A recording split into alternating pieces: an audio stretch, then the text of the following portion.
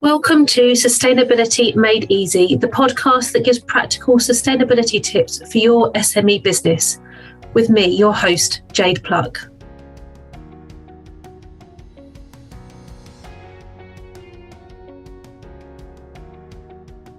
On the podcast today, we've got Anwen Cooper, a Brand and Marketing Strategist, a founder and director of Get Fruitful Marketing and a host of the Get Fruitful Conversations podcast.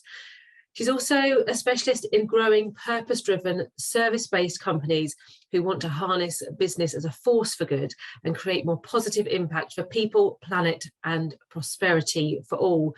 Welcome, Anwen, to my podcast. It's great to have you on Sustainability Made Easy podcast. Thank you for having me. And today we're talking about why a company's purpose and marketing kind of link together. I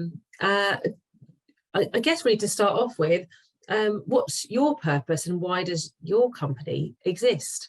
Oh, wow. That's a big question. So my company, Get Fruitful Marketing, exists to help passionate, purpose-driven business owners to grow and make their businesses a greater force for good in the world.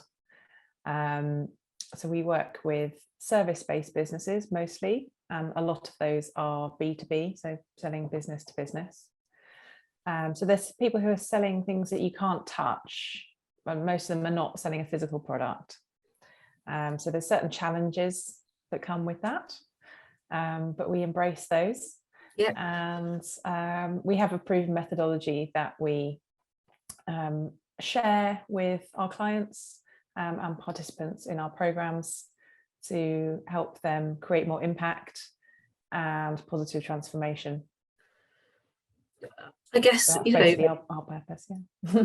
No, it's great. And I think actually to be working with companies that are so purpose driven, it's just such a positive space to be in. I think a lot of businesses are starting to think down those lines now. So no, great. And what advice can you give to companies wanting to define their purpose? Yeah, no, I've got loads to share on this subject. I could talk about it all day, but I think it sort of links to personal purpose as well. Often a company owner will have a personal goal and mission, and then that will sort of filter through to their business and the work that they do. And also I think it links to values a lot as well. So somebody's personal values as a business owner, that they will kind of ripple through into the company that person founds and runs. And so I'm sort of reminded of the fact that quite often when people are younger, and also later in life, sometimes perhaps in middle age, and even later, people go off in search of a purpose. They go off to find themselves. Quite often people leave school or college or university and they go traveling, or they, look for experiences that will help them to find their purpose and their calling in life. And I came across a saying once that I think is really interesting, which was something like, you don't need to go off in search of your purpose will find you. Oh, I like that.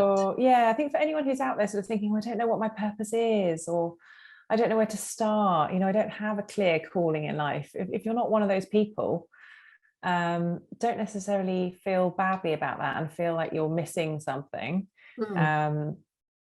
If you can sort of see it through that lens, it's more a question of how can your purpose find you, and maybe your purpose already found you but you just haven't discovered it yet. So for people who are looking to find their purpose, I do have an exercise that I do as part of my program.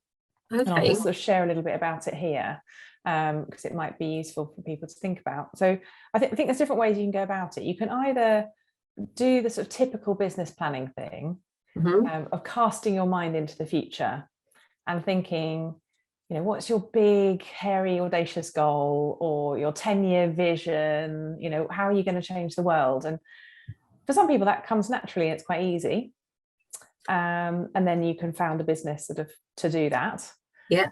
For a lot of people, that's really challenging, and they are just kind of more in the day to day, thinking about, I need to pay my bills, I need a job, I need to find work for my team to do next month. It's much more kind of rooted in the present moment and tomorrow, rather than 10 years time and let's change the world. So for those people, I think rather than sort of thinking about your exit plan and what you're going to do when you retire, and that way of thinking, which maybe doesn't kind of come naturally, I would encourage you to look backwards actually rather than into the future, and think about the journey that you've been on so far. How did you get to this point? Why did you start off on this journey? What have you trained in? What lessons have you learned along the way? And what kind of clients have you worked with in the past? What kind of projects have you done in the past? And use that as the starting point to find your purpose now. That sort of idea of letting your purpose find you. And it's sort of joining the pieces by looking backwards. I think that's a Steve Jobs quote, actually, isn't it? We find meaning by looking backwards, and then you can start to see how everything connects. And you might think, actually, your journey to this point has been a bit winding. Maybe there hasn't been a clear path that you've followed. You've just sort of let life happen to you. But if you look back, I can assure you, you will start to see a pattern, and you will start to see, actually, you really enjoy certain sort of projects, working with certain sort of clients, having a certain kind of impact, and that will lead you to define your purpose. So that's my suggestion for you. You can look forward, obviously, that's the obvious way of doing it. But actually, if you look backwards, see those. Often, for most people, or a lot of people, that's more helpful. See that, like you say, see those patterns. I really like that. I think, and a lot of people will, I'm sure, won't have a clue what they want in 10 years' time, or what they want the business to look like, or what their purpose is. But I like that, to look backwards and see what's been your purpose up until now. You might, like you say, be doing it all without realizing. And it might be that, like I say, you didn't have a clear sense of what that purpose was starting out. Or even sort of going along, but looking back, you'll start to sort of piece things together, and maybe you sort of saw glimpses of it along the way. There's a third thing I would like to share, which is another way of sort of bridging that gap between casting into the future and reviewing the past, to help you kind of shift from one mode to the other. If you are somebody who finds that challenging. So there's another exercise that I like to do with people, which I call the ripple effect, starting to think about how you can create more impact and become a bigger force for good in the world through your business. And that is to think about, first of all, yourself. What are you trying to create for yourself here and now and in the future through your business? And then start to ripple out. So you can start to think about your friends and family. What kind of impact do you want to create for them? You can think about your team. So that might be employees, or it might be freelance people that you outsource to, or people that you work in partnership with. And you can start to think again about the here and now. What are you trying to create for them? And in the future, what would you aspire to create? And then you can ripple out again, think about your supplier network. And again, into your communities that you're part of. So that might be the local, physical kind of community around where you're based. But it could also be other communities that you're part of, like peer groups, sort of industry networks, communities of interest. And then beyond that, you can start to think about even wider kind of geographic reach. How might you have a global impact? How could you create transformation for people in other countries on the other side of the world even? And then finally, think about your legacy, which can be a really big thing to think about, which is why that sort of comes at the end. So thinking about sort of, once you've left your business or stopped running your business, how could your business still have an impact even once you're gone? And that might be through the creation of assets that you will leave that will outlive you. It might be through training people that can carry on delivering the work. It might be something else. So that's a third way of helping people kind of bridge that gap between the here and now, what they're trying to create day to day and for tomorrow, but also starting to think bigger and longer term. My son will like to hear that, because he's adamant he's going to come and work with me when he gets older. Wow. So my legacy might be to have my son working with me, and then he takes on the business in many years from now. That's really interesting. A really interesting way to kind of look at how to think about your purpose and how to think about the why behind your business. So really interesting. It was getting my brain thinking as you were talking. So it's really, there's so much that can be said on this subject. As I say, I could talk about it all day, but I'll maybe stop there. And I mean, talking about purpose, and have you ever kind of come across a particular company purpose that, I don't know, maybe you use as examples in your kind of the work that you do with your clients, or just one that you've seen that you particularly like, just to share, just so that people can maybe have a look at it and maybe gather some inspiration? Yeah, absolutely. There's loads of companies doing great work out there. I often reference companies who are registered as B Corp in particular. They're often very mission driven. And if you just search B Corp businesses, you'll find lots come up.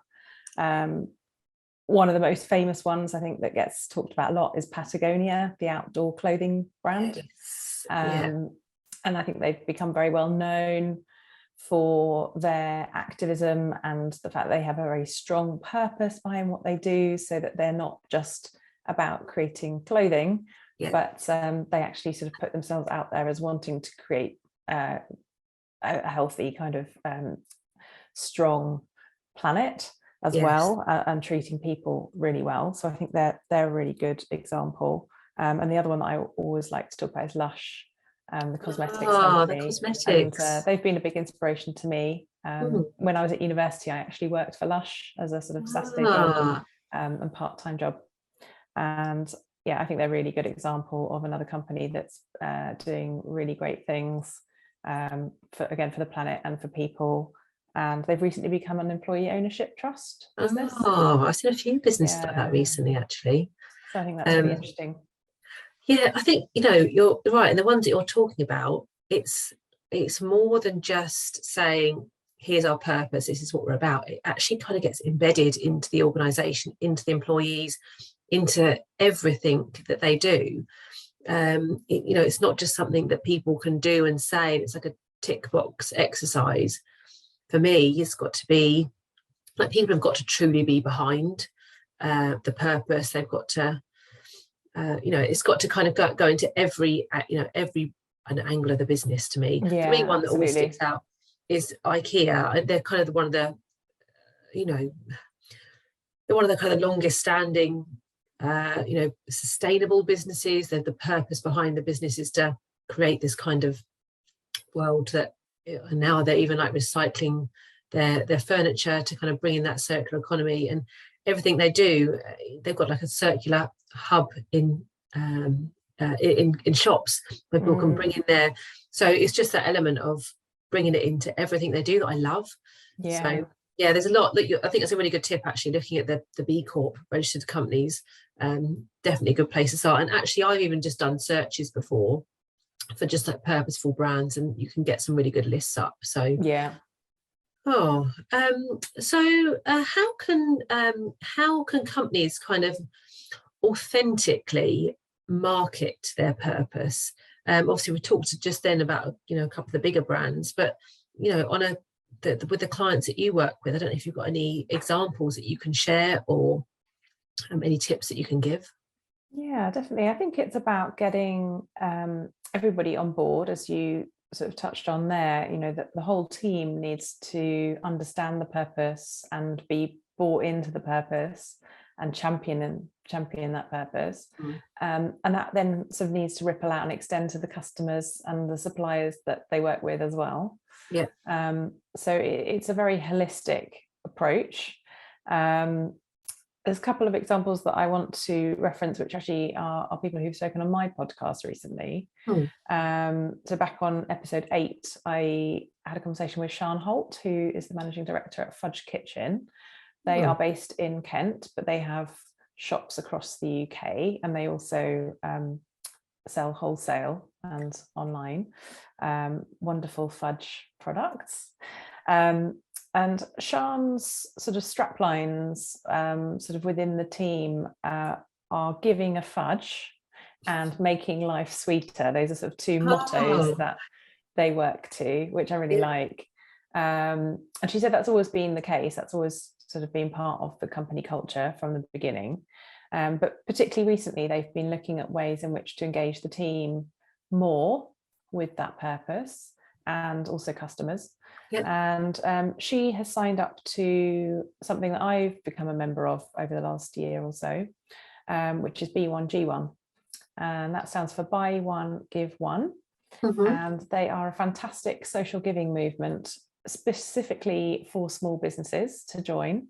So another example of a purpose-driven big corporation is Tom's Shoes. I don't know if you know that company, but they do sort of cotton espadrille type shoes. Oh yeah, they're quite fashionable. Like the Toms or something that used to be. Yeah, they're just called Toms. And they've stopped doing this now, but they used to give a pair of shoes to a pair of to somebody in need. So every time they sold a pair of shoes, they would give a pair away to somebody who maybe couldn't afford to buy them. And the B1G1 movement is sort of a similar kind of model. So basically, every time you do something in your business, that could be selling a product, delivering a service, whatever you want, you can make a contribution to a worthy cause as well. So yeah, I signed up to that and have become a real champion for it. And I'm really proud that I've created quite a lot of impact through that already, just in my first year. So we've been funding things like planting fruit trees, to generate income for people, and various other causes that have aligned with work that we've been doing. But Sian was inspired to join that movement as well, and she's been doing a great job at engaging her team and her customers with the causes that they're supporting as well. So yeah, I think she's a great example. Lots of other people that I've spoken to on the podcast doing interesting things as well. Another example being Jenny Kitchen at Yo-Yo Design. They're based in Tunbridge Wells. They're a digital agency. I know Jenny. Yeah, they've recently become a B Corp as well, which is obviously a lot of work to go through that process of registering. And again, she's done really well to engage all of her team and her clients and people that they work with on that journey as well. So yeah, I think definitely the main thing to take away from it is that it's a whole team effort to make it work. Well, we'll share the link for the Buy One Give One that you talked about there in the copy at the bottom of the podcast, so that people can have a look into that further. So great. I think some really interesting points there. And I guess if you don't have that work team, think about those associates around you. Think about you've still got a team around you. So whatever size you are, I think you've still got that, you've still got that team around you. So some really lovely examples there. I know Jenny, but I'll have a look at the Fudge Kitchen. I'm interested to see about them. I think they were many years ago, one of my old workshops, one of my older companies. So, I think we're going to wrap it up for today. It's been really wonderful having you on, Anwen. Thank you for giving up your time to come and share some really useful tips to help people with their, purpose and how they link that to their team and marketing. Thank you very much. Have a wonderful day. Thank you. If you like this podcast, then do subscribe to my channel or sign up to my newsletter if you'd like to get an email notification when the next episode goes live.